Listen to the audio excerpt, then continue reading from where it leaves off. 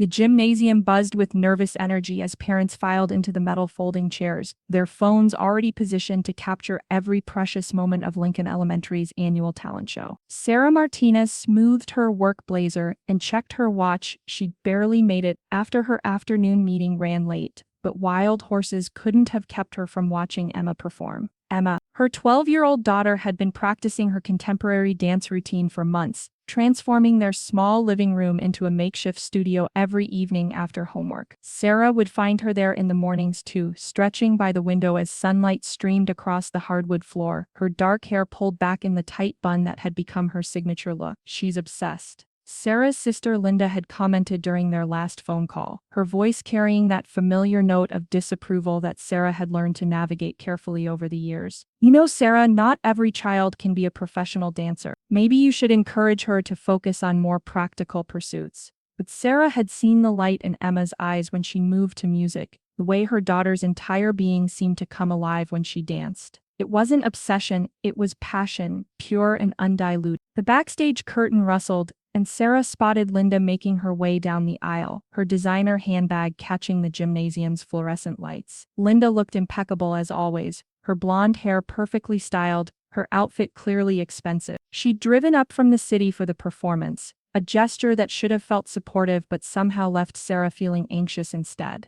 "Sorry I'm late," Linda whispered, settling into the seat beside Sarah. "Traffic was murder. Has she gone on yet?" "She's up next," Sarah replied, her heart already racing with anticipation and nerves. The music began, a haunting melody that Emma had chosen herself. Something about rising from ashes. Sarah watched her daughter glide onto the makeshift stage, her movements fluid and controlled. Emma had been working with Mrs. Chen, the volunteer dance instructor, for 3 years now, and her improvement was remarkable. Every leap seemed to defy gravity, every turn was executed with precision that belied her young age. The routine was going beautifully. Emma's face showed complete concentration, her body telling a story that needed no words. Sarah felt tears prick her eyes. Her daughter was magnificent. Then came the sequence Emma had been practicing obsessively, a complex combination involving 3 consecutive turns that transitioned into a dramatic floor movement. Sarah held her breath as Emma launched into the turn. 1, 2, and on the third,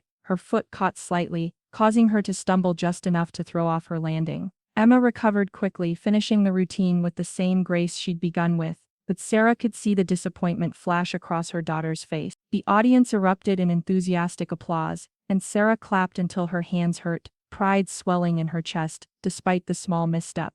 "That was beautiful," Sarah whispered as Emma approached after taking her bow, her cheeks flushed with exertion and excitement. But Linda's voice cut through the moment like a blade. "Well, I guess not everyone can be a real dancer," she said with a laugh that wasn't quite cruel enough to be called mean, but carried enough sting to draw blood. Maybe Emma should try something more realistic, like piano or art. Something where a little mistake doesn't ruin the whole thing. The words hung in the air like smoke. Sarah watched her daughter's face crumble, the pride and joy evaporating as if someone had opened a window in winter. Emma's eyes filled with tears, and before Sarah could say anything, before she could reach out to pull her daughter close and shield her from those careless, crushing words, Emma turned and ran. Sarah sat frozen, watching her daughter disappear behind the stage curtain, her heart breaking at the sight of those small shoulders shaking with sobs. In that moment, something shifted inside her, a mama bear awakening to find her cub under attack. The car ride home was silent except for Emma's occasional sniffles from the back seat. Sarah's knuckles were white on the steering wheel,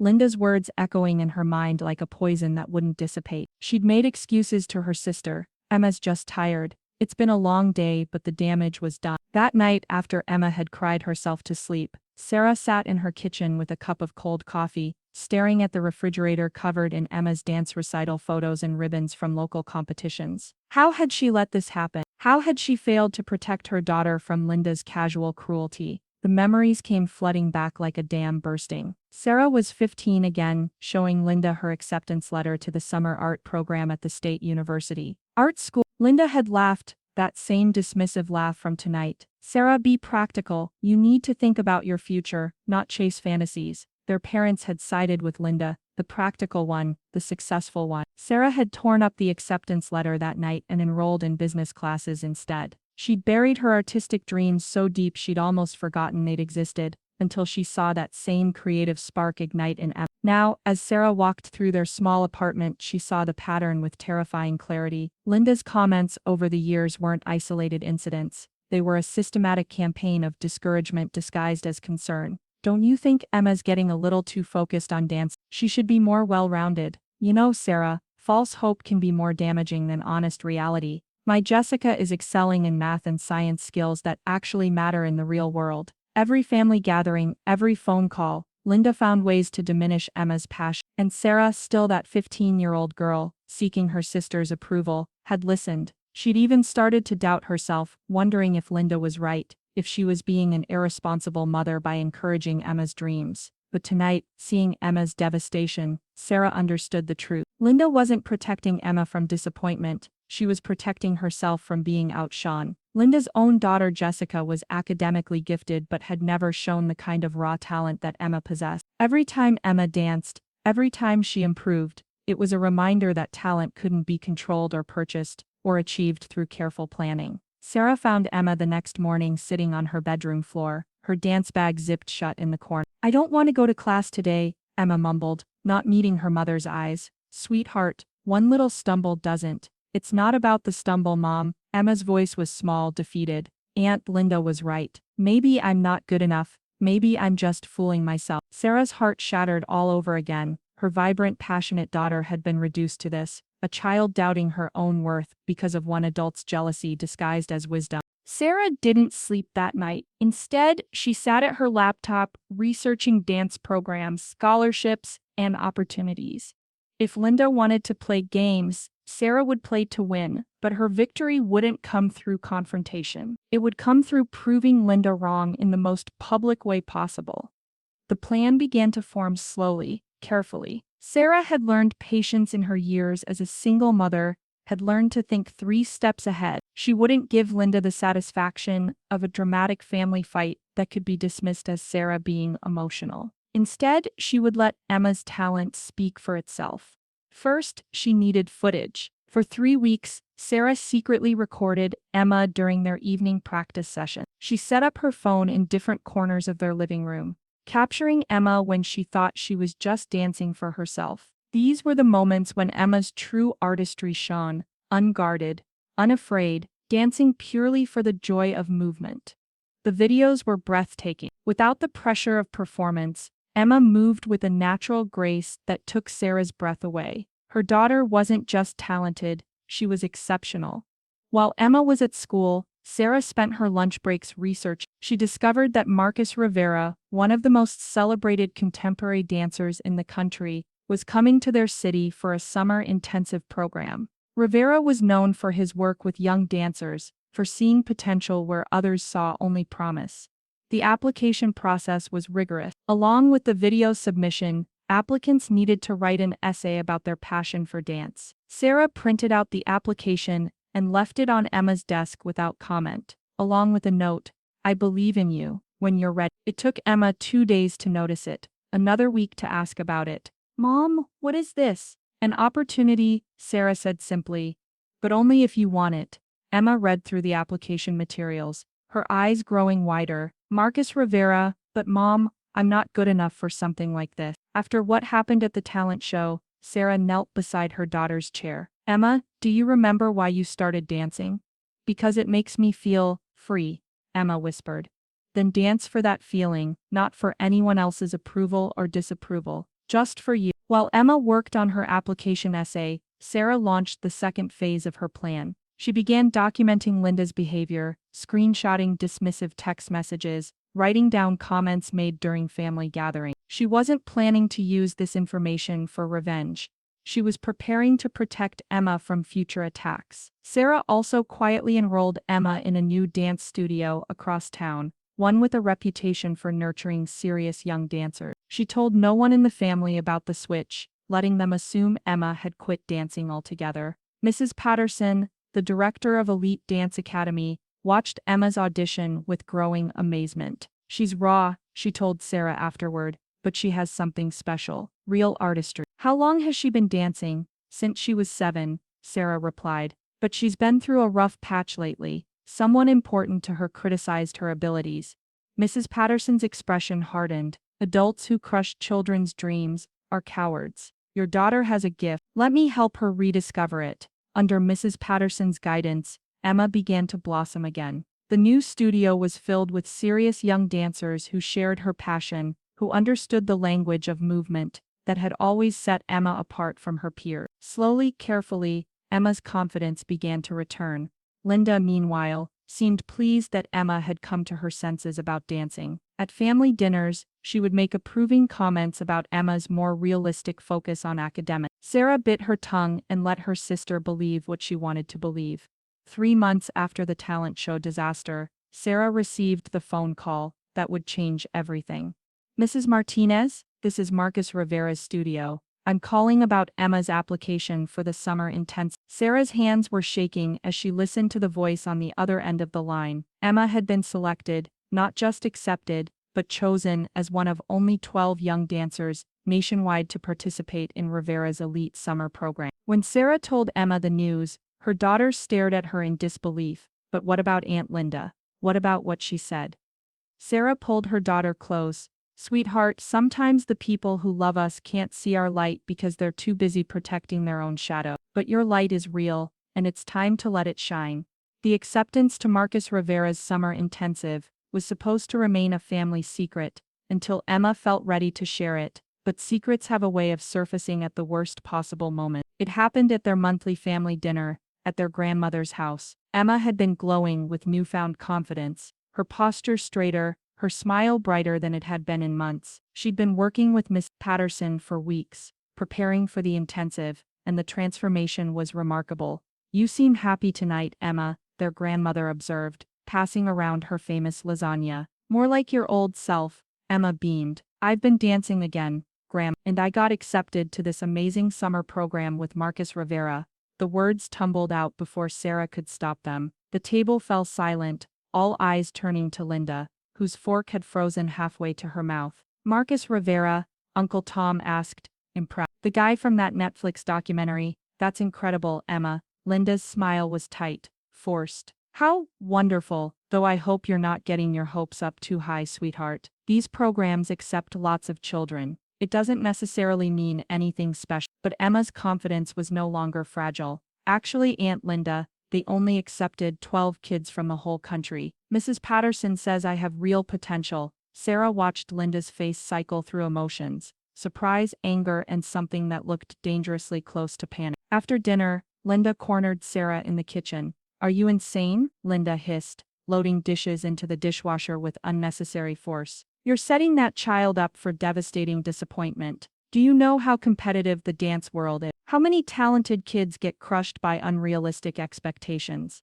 "Like you tried to crush her?" Sarah asked, quietly, Linda's hands stilled on the plates. "I was trying to protect her. Someone has to be realistic in this family." "No, Linda, you were protecting yourself. You can't stand that Emma has something Jessica doesn't." The accusation hung between them like a live wire. Linda's face flushed red. "That's ridiculous. Jessica is excelling in ways that actually matter. She's already looking at pre-med programs, planning a real future, while Emma is living her passion. Not everyone needs to follow your blueprint for success." Over the following weeks, Linda's behavior became increasingly erratic. She started showing up at family gatherings, with printed articles about the dark side of competitive dance, statistics about eating disorders among young performers, and cautionary tales about child dancers who burned out by their teens. "I'm just concerned," she would say, sliding the articles across the table to Sarah. "As Emma's aunt, I have a responsibility to make sure she's not being damaged by unrealistic dreams." She began calling their mother daily, expressing concern about Sarah's parenting choices. "She's pushing Emma too hard," Linda would complain. "This obsession with dance is unhealthy. Someone needs to talk sense into her." At Emma's dance studio, Mrs. Patterson pulled Sarah aside after class one evening. "I don't usually get involved in family matters, but Emma mentioned that her aunt has been sending her articles about dance injuries and career failures. It's affecting her confidence again." Sarah's jaw tightened. "I'll handle it." But Linda's campaign escalated. She started commenting on Emma's social media posts about dance with helpful advice about backup plans and the importance of keeping realistic expectations. She sent Emma books about well-rounded teenagers and college preparation guides. The breaking point came when Linda showed up unannounced at Emma's dance class. claiming she wanted to see what all the fuss was about. She sat in the observation area, her arms crossed, her expression skeptical as she watched Emma work through a particularly challenging contemporary piece. After class, Linda approached Mrs. Patterson directly. "I'm Emma's aunt, and I'm concerned about the pressure she's under. Don't you think this intensive program might be too much for a child her age?" Mrs. Patterson's response was cool and professional. "Emma is one of the most naturally gifted young dancers I've worked with in 20 years of teaching. The pressure she's under comes not from her training, but from adults who don't believe in her ability." Linda left the studio that day with her lips pressed into a thin line, but Sarah knew this wasn't over. Linda had made her position clear. She would not allow Emma to succeed where she had forced Sarah to fail. The final escalation came in the form of a family meeting. Linda convinced their parents that Sarah was pushing Emma too hard, and that intervention was necessary. She presented her evidence, the articles, the social media posts, even testimonials from other parents about the dangers of competitive dance. "We need to think about Emma's mental health," Linda argued, her voice filled with manufactured concern. "This obsession is isolating her from normal childhood experiences. She's missing out on friendships, academics, everything that actually matters." Sarah listened to her sister's presentation with growing rage, but also with growing clarity. Linda wasn't just trying to undermine Emma anymore, she was trying to turn the entire family against them. It was time for the truth to come out. The Marcus Rivera Summer Intensive began on a sweltering July morning at the Metropolitan Dance Conservatory. Sarah had barely slept the night before, her mind racing with anticipation and anxiety. Emma, however, seemed calmer than she'd been in months, her dance bag packed with the careful precision of someone who had found her purpose again. What Sarah didn't expect was to see Linda's silver Mercedes pull into the conservatory parking lot just as they were walking toward the entrance. "What is she doing here?" Emma whispered, her newfound confidence wavering slightly. Linda emerged from her car looking determined, her phone already in her hand. "I came to see this for myself," she announced, approaching them with that familiar smile that never quite reached her eyes. "If Emma is really as talented as everyone claims, then I want to witness it firsthand." Sarah's stomach dropped. She'd specifically not told Linda about the showcase that would conclude the week-long intensive. A performance where Marcus Rivera would select his top students for individual mentorship opportunities. But somehow Linda had found out, "This is a closed program, Linda. Family isn't typically—" "Oh, but it's not closed today," Linda interrupted, holding up her phone. "I spoke with the administrative office. Today's final showcase is being filmed for a documentary about young dancers. They're allowing family members to observe." Her smile widened. "I wouldn't miss Emma's big moment for anything." The conservatory's main studio had been transformed for the occasion. Professional cameras were positioned around the room, and Marcus Rivera himself sat at a table with two other renowned dance professionals, their notebooks ready. Sarah counted about 30 family members scattered throughout the observation area, all watching their young dancers prepare for what could be career-defining performances. Emma was scheduled to perform 5th out of the 12 participants. Sarah watched her daughter warm up, noting the way Emma's body seemed to lengthen and strengthen with each stretch, how her breathing had become controlled and purposeful. Mrs. Patterson's training had been transformative, but this was something deeper. Emma had found herself again. The first 4 performances were exceptional. These weren't just talented children, they were young artists who had been selected from thousands of applicants. Sarah felt a flutter of nerves, the competition was fierce. Then Emma's name was called. "Emma Martinez, age 12, from Lincoln Elementary School," the announcer said. "She'll be performing an original contemporary piece titled Phoenix Rising." Sarah's breath caught. She hadn't known Emma had chosen that title, but it was perfect. This was exactly what her daughter was doing, rising from the ashes of her shattered confidence. The music began, the same haunting melody Emma had danced to at the talent show, but this time there was no hesitation, no fear. Emma moved onto the floor like she belonged there, like the space had been waiting for her all along. What followed was 3 minutes of pure artistry. Emma's technique was flawless, every turn precise, every leap controlled, every gesture infused with genuine emotion. But it was more than technical skill.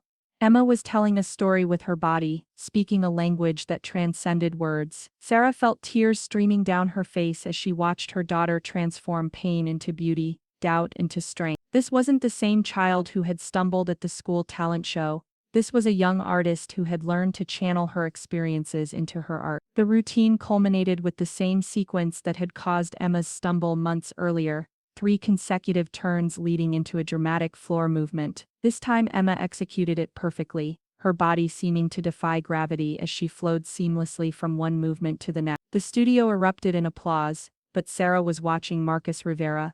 The celebrated dancer was leaning forward in his chair, his expression intense, focused. He was writing furiously in his notebook. When the applause died down, Rivera stood up. This wasn't part of the scheduled program. Sarah could see the surprise on the faces of the other judges, and the documentary crew scrambling to make sure their cameras were rolling. "Ladies and gentlemen," Rivera said, his voice carrying easily through the studio, "in 30 years of teaching, I've learned to recognize something special when I see it. What we just witnessed wasn't just a performance, it was a conversation between an artist and her medium." He walked toward Emma, who stood frozen in the center of the floor, her chest still rising and falling from the exertion of her performance. "Emma Martinez," Rivera continued, and Sarah felt her heart stop as she heard her daughter's name spoken with such reverence by one of the dance world's most respected figures. "You have a rare combination of technical skill and emotional authenticity that cannot be taught, it can only be nurtured."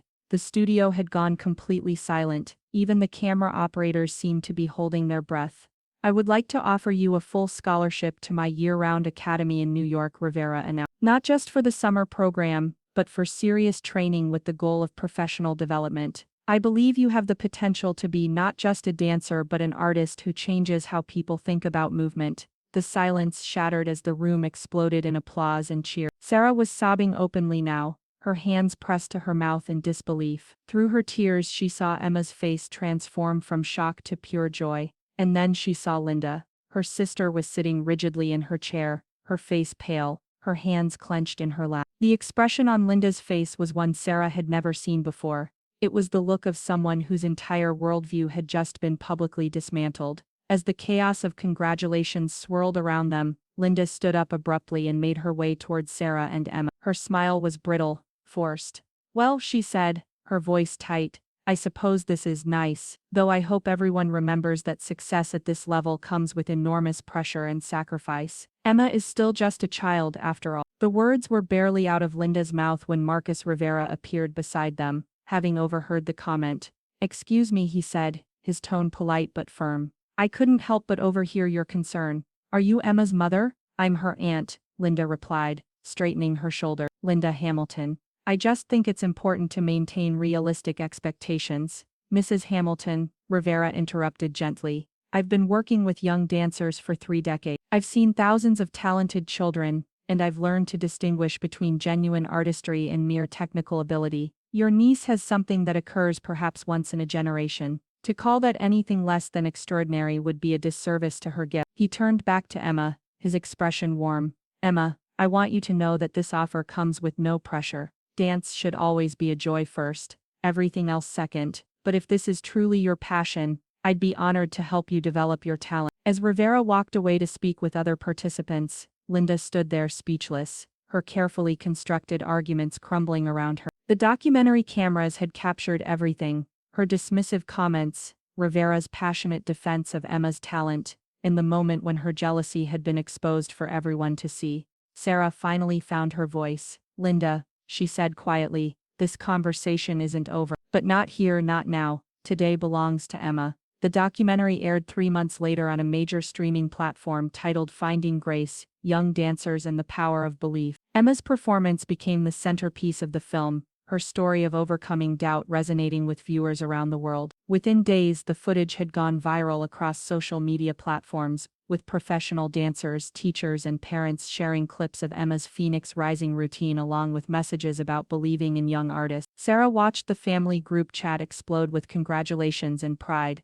as relatives who had witnessed Linda's dismissive behavior over the years finally saw the stark contrast between her criticism and professional recognition. Uncle Tom was the first to address it directly. "Linda, I think we owe Sarah and Emma an apology. Seems like someone knew what they were talking about after all." The family dynamics shifted overnight. Suddenly everyone wanted to claim credit for supporting Emma's dreams, conveniently forgetting the times they'd remained silent, while Linda delivered her realistic assessments. But Sarah wasn't interested in their retroactive support. She was focused on the future they were building. Linda's apology came 2 weeks after the documentary aired, delivered in a stilted phone call that felt more like damage control than genuine remorse. "I suppose I was overly cautious," she admitted, her voice tight. "I didn't want to see Emma get hurt, but perhaps I was wrong about her abilities." "You weren't protecting Emma," Sarah replied calmly. "You were protecting yourself from feeling inadequate, and in doing so you nearly destroyed my daughter's confidence." There was a long pause. "Jessica is struggling with the attention Emma's getting," Linda finally said, her mask of concern slipping to reveal the real issue. "She feels like she's not special anymore. Then maybe it's time to help Jessica find her own passion instead of tearing down someone else," Sarah suggested. "Emma's success doesn't diminish Jessica's worth, but your behavior toward Emma certainly diminished yours." The conversation ended there, and while Linda never offered a truly heartfelt apology, the family gatherings became noticeably more peaceful. Linda's comments about Emma were now carefully neutral, and she seemed to understand that her credibility on the subject of Emma's potential had been permanently damaged. Emma thrived at the Rivera Academy. The scholarship covered not just tuition but also housing in a supervised dormitory for serious young dancers. Sarah visited every few weeks, watching her daughter grow not just as a performer but as a confident young woman who knew her own worth. "I'm not angry at Aunt Linda anymore," Emma told her during one visit, as they walked through Central Park after a particularly brilliant showcase performance. "Mrs. Patterson says that sometimes people who hurt us are really just showing us how strong we can become." 6 months after the documentary aired,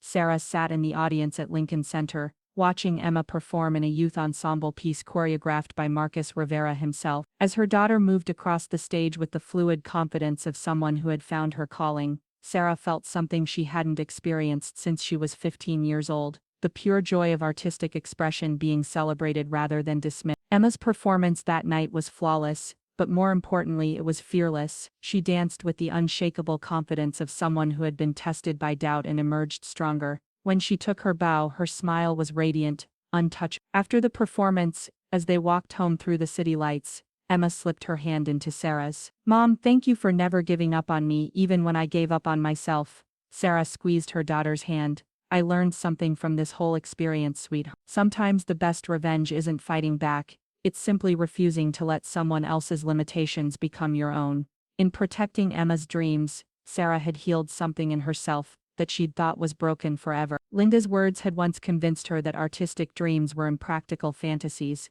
but watching Emma soar had reminded Sarah that some dreams are too important to abandon, too powerful to suppress, and too beautiful to let others define. The best revenge, Sarah realized, wasn't proving Linda wrong, it was proving Emma right. And in doing so she'd given her daughter something Linda had tried to take from both of them, the unshakable belief that their light was real, valuable, and worth sharing with the world.